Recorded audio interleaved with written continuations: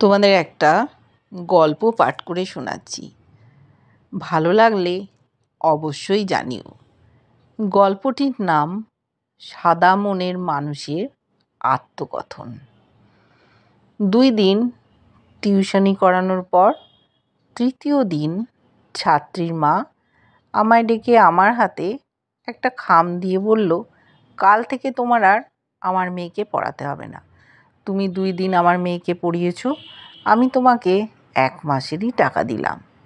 আমি অবাক হয়ে ছাত্রীর মাকে বললাম, আন্টি, কিছু মনে না করলে জানতে পারি আমার অপরাধটা কি? আন্টি অন্যদিকে মুখ ঘুরিয়ে বলল, না, তোমার কোনো অপরাধ নেই, এমনিতেই তোমাকে আসতে হবে না। আমি তখন ছাত্রীর মাকে বললাম, আন্টি, আমি আপনার মেয়েকে 1 মাস পড়াই, তারপর যদি আপনার মনে হয় আমি আপনার মেয়েকে ঠিকমতো পড়াতে পারছি না, তখন না হয় আমাকে বাদ দিয়ে দেবেন, আমার আপত্তি থাকবে না। এইবার ছাত্রীর মা আমার দিকে তাকিয়ে বলল, আসলে আমার মেয়ে তোমার কাছে পড়তে চাচ্ছে না। শুধু ভালো পড়ালেই হয় না, একটু দেখতে শুনতেও ভালো হতে হয়। তোমায় দেখলে নাকি আমার মেয়ে ভয় পেয়ে যায়। আমি আন্টির হাতে খাম দিয়ে বললাম, টিউশনি করাতে হলে যে ফর্সা ভালো চেহারার অধিকারী হতে হয় তা আগে জানতাম না। যদি জানতাম তাহলে বিশ্বাস করুন আমি আপনার মেয়েকে পড়াতে আসতাম না। ছাত্রীর বাড়ি থেকে বের হয়ে রাস্তায় হাঁটছি আর কলেজ জীবনের কথা ভাবছি। কলেজে একবার একটা অনুষ্ঠানের উপস্থাপনার জন্য স্যার ভালো একজন উপস্থাপক খুঁজছিলেন। আমি সবার সামনে হাত তুলে বলেছিলাম, স্যার, আমি ভালো উপস্থাপনা করতে পারি। স্কুলে পড়ার সময় বিভিন্ন অনুষ্ঠানে আমি উপস্থাপনা করতাম। স্যার আমার ভালো করে দেখে হাসতে হাসতে বলেছিলেন, তোর মতো কাউয়া অর্থাৎ কাক যদি উপস্থাপনা করে তাহলে অনুষ্ঠানে যে কয়জন মানুষ আসবে সেই মানুষগুলোও পালাবে। স্যারের এই কথাতে রাতারাতি আমার নাম কাউয়া হয়ে গেল। আবুল বাশার পিয়াস থেকে কাউয়া বাশার পিয়াস হয়ে গিয়েছিল। তখন আর কেউ আমায় আবুল বাশার পিয়াস নামে চিনত না, সবাই চিনত কাউয়া পিয়াস নামে। এটা আমরা আগে জানি। কয়েকদিন আগে বাসে যাচ্ছিলাম, আমার পাশের সিটে বসা সুন্দরী একটা মেয়ে। আমি যখন আমার সিটে বসতে যাব তখনই মেয়েটা নাক মুখ ওড়না দিয়ে চেপে ধরল। বাস কিছু দূর যাওয়ার পরেই মেয়েটা বাসের কন্ডাক্টরকে ডেকে বলল, আমায় এই সিটটা পাল্টে দিন তো, আমি অন্য কোথাও বসবো। বাসের কন্ডাক্টর আমার দিকে অগ্নি দৃষ্টি নিয়ে তাকালো। তারপর মেয়েটাকে বলল, এই লোকটা কি আপনার সাথে অসভ্যতামি করেছে? যদি কোনো রকম কিছু করে থাকে তাহলে বলুন, আমি এখনই লোকটাকে বাস থেকে নামিয়ে দিচ্ছি। কন্ডাক্টরের মুখ থেকে এমন কথা শুনে বাসের অন্য সব যাত্রীরা আমার ওপর ক্ষেপে উঠল। একজন লোক চিৎকার করে বলল, অবশ্যই নোংরামি করেছে, তা না হলে উনি সিট ছেড়ে উঠে যাবেন কেন? এক ভদ্রমহিলা মুখ বাঁকিয়ে বলল, চেহারা দেখেই বোঝা যাচ্ছে বদমাইশ টাইপ। এইসব কুলাঙ্গারদের জন্য মেয়েদের রাস্তাঘাটে চলাচলই এখন দায় হয়ে পড়েছে। এমন একটা অবস্থা হয়ে পড়েছিল যে বাসের সবাই মিলে এখন আমায় মারতে আসবে। আমি বহু কষ্টে সবাইকে থামিয়ে দিয়ে মেয়েটাকে বললাম, আপনি আমার ছোট বোনের মতো, আমি কি আপনার সাথে কোনো নোংরামো করেছি? মেয়েটা মাথা নিচু করে বলল, না। আমি তখন বাসের যাত্রীদের বললাম, ভাই, আমার অপরাধ কি জানেন? আমার অপরাধ হলো আমি দেখতে কালো।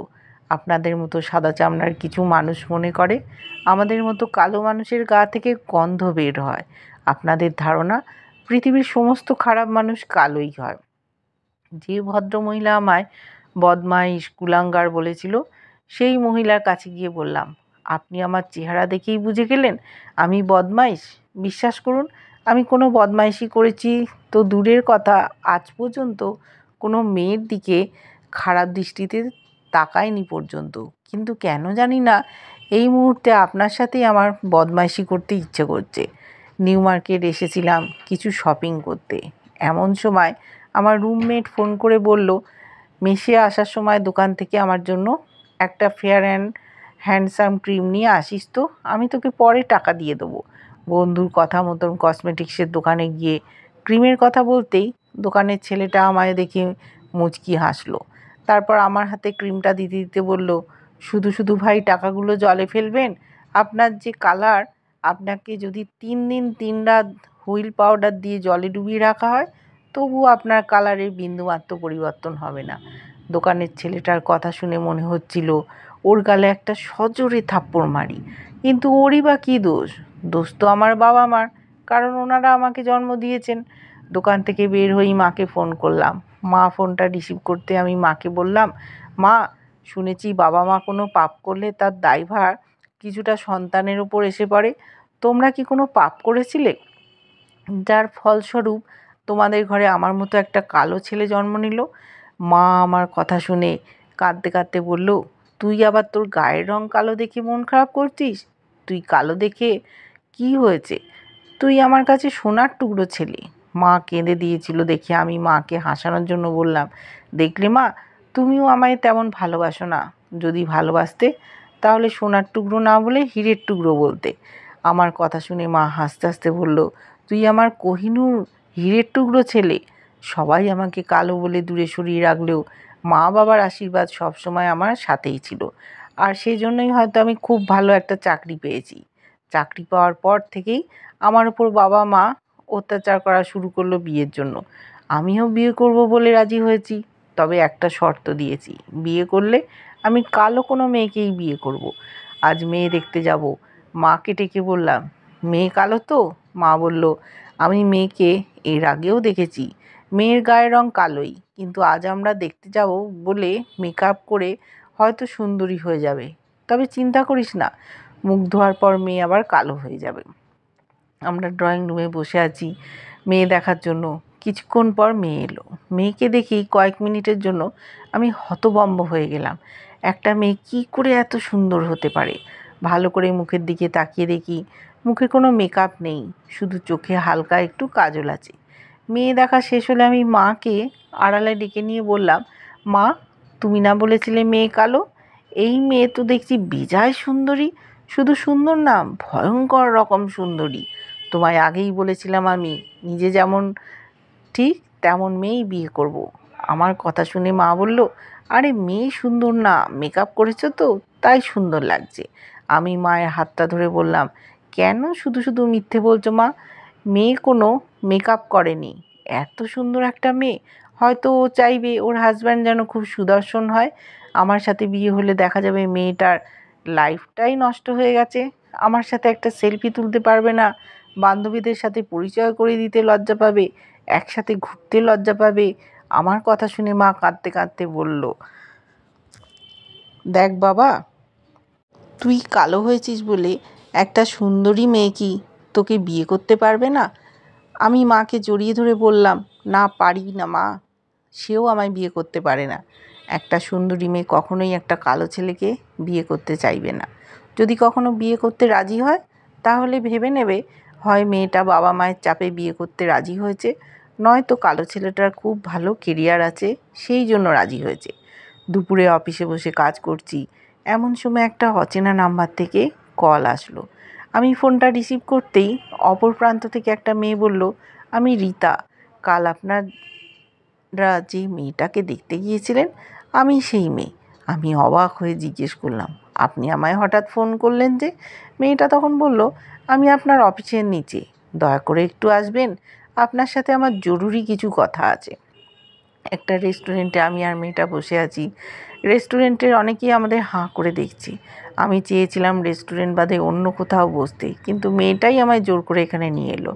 কফির মগে মেয়েটা চুমুক দিতে দিতে আমায় বলল, সত্যি বলতে আপনাকে আমার প্রথম দেখাতেই ভালো লাগেনি, কিন্তু আড়ালে যখন আপনি আপনার মায়ের সাথে কথা বলছিলেন আমি আপনার সব কথা শুনে নিয়েছিলাম। তারপর থেকেই আপনাকে প্রচণ্ড ভালোবেসে ফেলেছি। 1 মিনিটের কথা শুনে যে কাউকে ভালোবেসে ফেলা যায় সেটা যদি আমার সাথে না ঘটতো তাহলে আমি হয়তো কখনোই বিশ্বাস করতাম না। আমি মাথা নিচু করে বললাম, তার মানে আপনি আমায় করুণা করছেন? মেয়েটা কফির মগটা রেখে আমার হাত ধরে বলল, আমায় একটাবার সুযোগ দাও, আমি তোমায় এতটাই ভালোবাসবো যে মেয়েদের সম্পর্কে তোমার ধারণাটাই পাল্টে দেবো। ডাক্তারের চেম্বারের সামনে বসে আছি। এমন সময় দেখি ডাক্তারের চেম্বার থেকে আমার ছাত্রী পিহু আর ওর মা বের হচ্ছে। আমি আন্টিকে বললাম, আন্টি আমায় চিনতে পেরেছেন? আমি আপনার মেয়েকে 2 দিন পড়িয়েছিলাম, কিন্তু 3 দিনের দিন আমায় বের করে দিয়েছিলেন। আন্টি তখন বলল, হ্যাঁ চিনতে পেরেছি। এমন সময় রুম থেকে রীতা এসে বলল, সরি, আজ রোগীর খুব চাপ ছিল তাই দেরি হয়ে গেল। অনেকক্ষণ ধরে অপেক্ষা করছো তাই না? আমি তখন আন্টিকে বললাম, আন্টি আমার স্ত্রী রীতা। আর রীতাকে বললাম, ও হলো পিহু, একসময় আমার ছাত্রী ছিল। রীতা মুচকি হেসে বলল, হ্যাঁ আমি জানি ওর নাম পিহু, আমি ওর ট্রিটমেন্ট করছি। আন্টি আর পিহু আমার দিকে হাঁ করে তাকিয়ে রইল। আমি হেঁটে যেতে যেতে রীতাকে বললাম, পিহুর কি হয়েছে?